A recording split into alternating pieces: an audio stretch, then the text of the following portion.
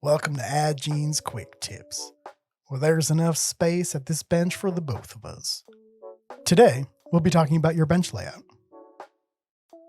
Taking a few minutes to properly lay out the materials you need could be the difference between scientific success and experimental fiasco. When you're setting up, think about the flow of your actions directionally. A haphazard workspace could create a real problem and leave you a little mixed up. Take some time to think through your workflow. Set up the bench to follow the movement of your arm. Start with your tips, then your reagents, remembering to steer clear of your plate to avoid contamination. Then from your media to your plate, and back and forth if you're pipetting a large amount. And finally, your waste bin. Of course, if you're left-handed, this workflow may follow the opposite direction.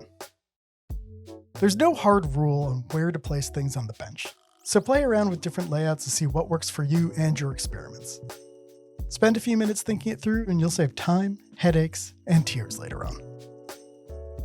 For more quick tips, check out Addgene's YouTube channel, TikTok, and Instagram.